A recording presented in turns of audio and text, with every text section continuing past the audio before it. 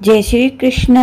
Radhe Radhe. Hello friends, मैं शिवांगी अपने YouTube channel पे आप सबका बहुत बहुत स्वागत करती हूँ। आज मैं आपको बताने जा रही हूँ नवरात्र पूजन करने के लिए कुंवारी कन्याओं का चयन किस प्रकार करें। 9 कन्याएं किन किन देवियों का स्वरूप होती हैं, कन्याएं कितने वर्ष की होनी चाहिए और हर वर्ष की कन्या के पूजन का क्या फल है। फिर लास्ट में मैं आपको बताऊंगी अगर आपको कन्या ना मिले तो आपको क्या करना चाहिए। तो मेरा वीडियो लास्ट तक आप लोग ज़रूर देखें। तो चलिए बात करते हैं नवरात्रि के बारे में।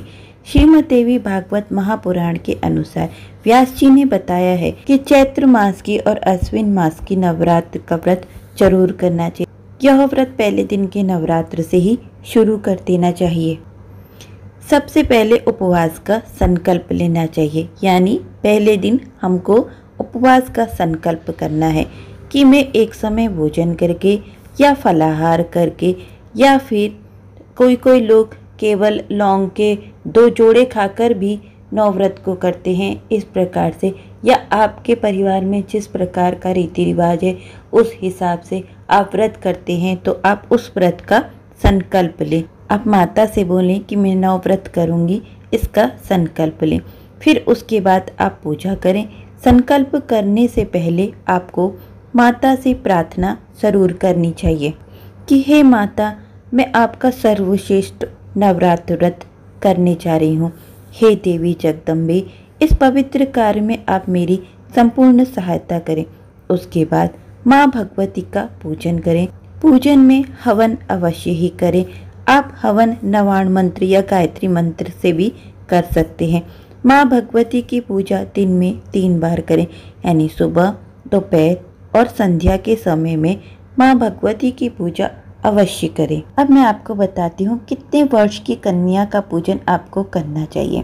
तो सबसे पहले जो व्रत करता है उसे नित्य भूमि पर सोना चाहिए और व्रत, आभूषण और अमृत के सदस्य दिव्य भोजन से कुंवारी कन्याओं का पूजन करना चाहिए। पूजा विधि में 1 वर्ष की अवस्था वाली कन्या नहीं लेनी चाहिए, क्योंकि यह कन्या गंध और भोग आदि पदार्थों के स्वाद से बिल्कुल अनभिज्ञ रहती है। कुंवारी कन्या वह कही गई है जो 2 वर्ष की हो चुकी है। 3 वर्ष की कन्या त्रिमूर्ति, 4 वर्ष की कन्या कल्याणी, 5 वर्ष की कन्या रोहिणी, 6 वर्ष की कन्या कालिका, 7 वर्ष की कन्या चंडिका, 8 वर्ष की कन्या सांभवी, 9 वर्ष की कन्या दुर्गा और 10 वर्ष की कन्या सुभद्रा कहलाती है। इससे ऊपर की अवस्था की कन्या का पूजन नहीं करना चाहिए, क्योंकि वह सभी कार्यों में निघ्न मानी जाती है। इन नामों से कुंवारी कन्याओं का सदा पूजन करना चाहिए। अब मैं आपको बताती हूँ इन कुंवारी कन्याओं के पूजन का क्या क्या फल होता है। अब मैं आपको इन 9 कन्याओं के पूजन से प्राप्त होने वाले फल को बतलाती हूँ। जो 2 वर्ष की कन्या है, जो कुंवारी कन्या कही गई है, उस कन्या का पूजन करने से, कुमारी नाम की कन्या का पूजन करने से दुख दरिद्रता का नाश होता है।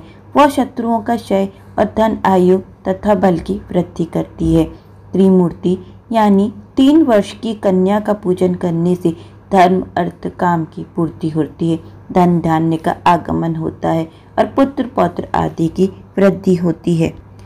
4 वर्ष की कन्या कल्याणी कही गई है। इनकी पूजा करने से विद्या, विजय व सुख की प्राप्ति होती है। 5 वर्ष की कन्या रोहिणी कही गई है। इनकी पूजा करने से घर में धन धान्य व सुख, ऐश्वर्य की प्राप्ति होती है। 6 वर्ष की कन्या कालिका कही गई है। इनका पूजन करने से शत्रुओं का नाश होता है। 7 वर्ष की कन्या चंडिका कही गई है।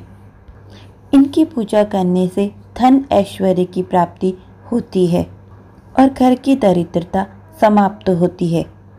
8 वर्ष की कन्या सांभवी कही गई है। इनका पूजन करने से दुख दरिद्रता का नाश होता है। घर में किसी प्रकार का कलेश हो, उसका नाश होता है। आपके ऊपर कोई मुकदमा चल रहा हो तो आप वह मुकदमा जीत जाते हैं। कोर्ट कचहरी के मामले में आपकी विजय होती है। 9 वर्ष की कन्या दुर्गा कही गई है। इनकी पूजा करने से क्रूर शत्रुओं का विनाश होता है और परलोक में सुख प्राप्त होता है। 10 वर्ष की कन्या सुभद्रा मानी गई है। इनकी पूजा करने से रोगों का नाश होता है। इस प्रकार से इन 9 कन्याओं का पूजन विधिवत जरूर करना चाहिए और पूजन करने के बाद माता से प्रार्थना करनी चाहिए, हे माता, जो अपने भक्त को सर्वदा संकट से बचाती है, बड़े बड़े विघ्नों तथा दुखों का नाश करती है और जो सभी देवताओं के लिए दुर्जय है, उन भगवती दुर्गा की मैं पूजा करता हूँ। हे माता, मुझ पर कृपा करें, मेरी पूजा को स्वीकार करें। इस प्रकार से आपको पूजन करना चाहिए। अब मैं आपको बताती हूँ किस प्रकार की कन्या पूजन के योग्य होती है। जो कन्या बीमार न हो, यानी कि जिसे कोई रोग न हो, इस प्रकार की कन्या पूजन योग्य होती है। जिसने पूजा से पहले स्नान कर लिया हो, उस कन्या का पूजन करना चाहिए। जो कन्या छोटी सी एकदम प्यारी सी दिखती है, उस कन्या का पूजन तो अवश्य रूप से ही करना चाहिए। अब मैं आपको बताती हूँ कि किस वंश की कन्याओं का आपको पूजन करना चाहिए। समस्त कार्यों की सिद्धि के लिए ब्राह्मण की कन्या, विजय प्राप्त करने के लिए राजवंश में उत्पन्न कन्या तथा धन लाभ के लिए वैश्य वंश अथवा शूद्र वंश में उत्पन्न कन्या पूजन के योग्य मानी गई है। ब्राह्मण को ब्राह्मण वर्ण में उत्पन्न कन्या की, क्षत्रियों को ब्राह्मण वर्ण में उत्पन्न कन्या की, वैश्यों को ब्राह्मण, क्षत्रिय, वैश्य तीनों वर्णों में उत्पन्न कन्या की तथा शूद्र को चारों वर्णों में उत्पन्न कन्या की पूजन करनी चाहिए। शिल्प कर्म में लगे हुए मनुष्यों को यथा योग्य अपने अपने वंश में उत्पन्न कन्याओं की पूजन करनी चाहिए। नवरात्र विधि से भक्ति पूर्वक निरंतर पूजा की जानी चाहिए। इस प्रकार मैंने आपको बताया कि किस वंश की कन्या का पूजन आपको करना चाहिए। अब मैं आपको बताती हूँ कि किस प्रकार की कन्या का पूजन आपको नहीं करना है या किस प्रकार की कन्या पूजन योग्य नहीं है। क्या किस प्रकार की कन्या पूजन योग्य नहीं है? फ्रेंड, मैं आपको यहाँ पे यह बात बताने से पहले एक बात बताना चाहती हूँ कि सभी बच्चे एक समान होते हैं, उनमें कोई भेदभाव नहीं होता है। लेकिन जब हम भगवान के लिए कोई कार्य करते हैं तो उसमें कुछ नियमों का पालन करना जरूरी होता है। जैसे स्वच्छता का ध्यान रखना होता है। यह 9 कन्याएं 9 देवियों के रूप में पूजित होती हैं, इसलिए यहाँ थोड़ा सा कुछ बातों का ख्याल रखना पड़ता है। श्रीमद् देवी भागवत महापुराण के अनुसार जो कन्या अंगहीन हो, जैसे किसी की आँख नहीं होती है, किसी के पैर में प्रॉब्लम होती है या किसी के हाथ में कोई प्रॉब्लम होती है, तो ऐसी कन्या पूजित नहीं होती है। या किसी कन्या को कोढ़ हो, किसी प्रकार का रोग हो या उसे किसी प्रकार की चोट लगी हो, उसके शरीर में किसी प्रकार का घाव हो, तो इस प्रकार की कन्या का पूजन नहीं करना चाहिए। और जिस कन्या ने पूजन से पहले स्नान नहीं किया है और या किसी कन्या के तन से दुर्गंध आती है, तो वह कन्या पूजन के योग्य नहीं होती है। कुछ कन्याएं अजीब सी दिखती हैं, जैसे कि कुछ तिरछी नज़र वाली होती हैं या कुछ आम कन्याओं से कुछ अलग तरह की दिखती हैं, वह कन्या भी पूजन के योग्य नहीं होती हैं। जिन कन्याओं को मासिक आता हो, यानी जो रजस्वला होती हो, जिन कन्याओं को मासिक आता हो, वह कन्या पूजन योग्य नहीं होती है। जो कन्या अपने समय से पहले ही जिसने जन्म ले लिया हो, जैसे कोई कन्या 6.5 महीने के गर्भ से उत्पन्न होती है या 7वें महीने के गर्भ से उत्पन्न होती है और वो बहुत ही दुर्बल होती है, तो ऐसी कन्या भी पूजन योग्य नहीं होती है। इस प्रकार से देवी के पूजन में 9 कन्याओं का चयन करने में कुछ बातों का ध्यान जरूर रखें। अगर आपके घर में इस प्रकार की कन्या आ जाए तो घबराने की जरूरत नहीं है। आप उसे अलग से बैठाकर भोजन करा दें, उसका अपमान ना करें, लेकिन 9 कन्याओं के साथ उसका पूजन नहीं करना है। उनको उस कन्या को अलग बैठाकर आप भोजन करवा सकते हैं। अब आगे मैं आपको बताती हूँ, यदि कोई व्यक्ति नवव्रत नहीं रख सकता है तो वह क्या करे। आप पहली और 7वीं नवरात्रि का व्रत करके अष्टमी या नवमी को आप कन्या पूजन कर सकते हैं। भक्ति भाव में केवल सप्तमी, अष्टमी और नवमी इन रात्रियों में देवी की पूजन करने से भी सभी कार्य सुलभ हो जाते हैं। पूजा करने के बाद जो नवरात्रि का सबसे अंतिम दिन होता है, उस दिन देवी की पूजा करने के बाद हवन करना चाहिए।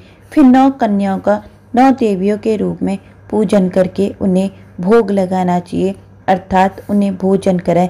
भोजन सात्विक होना चाहिए, हो सके तो ब्राह्मण को भी भोजन करवाना चाहिए। फिर कन्याओं को दक्षिणा अवश्य दें। कुछ लोग कन्याओं को उपहार देते हैं, उपहार आप अवश्य दें, लेकिन उसके साथ साथ दक्षिणा भी जरूर देनी चाहिए। बिना दक्षिणा के यह पूजा पूरी नहीं मानी जाती है। चाहे वह दक्षिणा आपकी 1 रुपये की हो या 2 रुपये की हो या 11 रुपये की हो, दक्षिणा आप अपनी सामर्थ्य के अनुसार जरूर दें। इस प्रकार से नवरात्र व्रत पूरा हो जाता है। जब आपका नवरात्र व्रत पूरा हो जाए तो आप अंतिम दिन गायत्री सहस्त्र नाम का पाठ या विष्णु सहस्त्र नाम का पाठ अवश्य करें। इसका पाठ करने से यदि आपके नवरात्र के पूजन में या व्रत में कोई त्रुटि रह गई हो, कोई कमी रह गई हो, तो वह पूरी हो जाती है। इस प्रकार से आपका नवरात्र व्रत पूरा होता है। अब मैं लास्ट में आपको एक बात और बताना चाहती हूँ कि बहुत सारे लोग ऐसा कहते हैं कि नवरात्र का मतलब है गरीब बच्चों को खाना खिलाना। हम तो व्रत नहीं करते हैं, लेकिन नवरात्र के किसी दिन भी गरीब बच्चों को बुलाकर खाना खिला देते हैं और हमारा नवरात्रि का व्रत पूरा हो जाता है। लेकिन यहाँ पर मैं आपको एक बात स्पष्ट करना चाहती हूँ कि नवरात्र पूजन, कन्याओं का पूजन और गरीब बच्चों को खाना खिलाना दोनों अलग अलग चीज़ें हैं। गरीब बच्चों को खाना खिलाने की सोच तो बहुत ही अच्छी है, लेकिन उसका अपना एक तरीका होता है। जैसे कि मैं आपको समझाती हूँ, जब हम लोग घर पर खाना बनाते हैं तो सबसे पहले हम अपने माता पिता को खाना खिलाते हैं, फिर गरीबों को खाना खिलाते हैं। या ऐसा तो नहीं करते हम लोग कि खाना बनाया और अपने घर में माता पिता को भूखा छोड़कर, प्यासा छोड़कर बाहर जाकर गरीबों को खाना बांट देते हैं। क्या आप लोग ऐसा करते हो? नहीं करते हो। हम भूखे रह सकते हैं, लेकिन अपने माता पिता को या अपने बच्चों को भूखा नहीं रख सकते।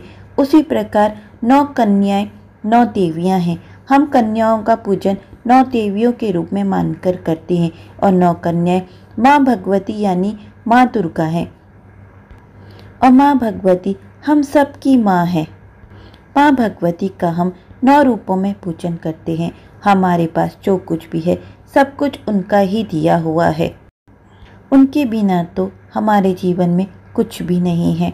तो जब हम नवरात्र का व्रत करते हैं, उसके बाद उद्यापन में हम 9 कन्याओं के रूप में अपनी माँ भगवती को भोग लगाते हैं, अर्थात उनको भोजन कराते हैं। फिर उनको भोग लगाने के बाद आप चाहे तो गरीब बच्चों को भोजन करवाएं और उन्हें वस्त्र, जो भी आपकी सामर्थ्य हो वह सब दान करें। आप जो कुछ भी करेंगे उससे माँ को प्रसन्नता ही होगी। उसके बाद आप गरीब बच्चों को खाना खिला सकते हैं। लेकिन यह बात कदापि नहीं भूलनी चाहिए कि माँ का स्थान तो माँ का ही है। यह बात हमें बिल्कुल नहीं भूलनी चाहिए। अब मैं आपको बताती हूँ, अगर आपको कन्याएं ना मिले तो आप क्या करें। बहुत सारे लोग ऐसी जगह पे रहते हैं जहाँ पे लोग अपनी कन्याओं को नहीं भेजते हैं या फिर उन्हें नहीं मिलती है। ऐसी समस्या मेरे साथ बहुत बार हुई है। तो मैंने क्या किया वो मैं आपको बताती हूँ कि मैंने घर में खाना बनाया, कन्याओं का खाना 9 डिब्बों में रखकर और उन डिब्बों के आगे ही उनकी पूजा और उनकी दक्षिणा रख कर 9 कन्याओं के घर में भिजवा दिया। क्योंकि कोरोना का समय था, लोग अपनी कन्याओं को घर पर नहीं भेज रहे थे, इसलिए मैंने 9 कन्याओं का भोग भी बनाया, माता को भोग भी लगाया और सब कुछ मैंने विधिवत पूरा किया। जो 9 कन्याओं का खाना था, उनका भोजन था, वह मैंने उनके घर पर पहुंचा दिया। उनकी दक्षिणा, उनका उपहार सब कुछ उन 9 कन्याओं के घर पर भिजवा दिया। और यदि आप यह भी ना करना चाहें तो आपके घर के आसपास चौबी देवी का मंदिर है, वहाँ पे पंडित जी से इजाज़त लेकर 24 भक्तगण वहाँ पे माता के दर्शन करने आते हैं। उनके साथ 24 कन्या आती है, आप उन्हें प्रसाद दे दें। आप उन कन्याओं को प्रसाद दे दें, यानी आपको 9 कन्याओं को प्रसाद खिलाना है। इस प्रकार से भी आप कन्या पूजन कर सकते हैं। तो फ्रेंड्स, आपको मेरी नवरात्र में कुमारी पूजन के विषय में जानकारी कैसी लगी मुझे कमेंट बॉक्स में ज़रूर बताना, और मेरा वीडियो अच्छा लगा हो तो इसे लाइक, सब्सक्राइब और शेयर जरूर करना। जय श्री कृष्णा, राधे राधे, जय माता दी।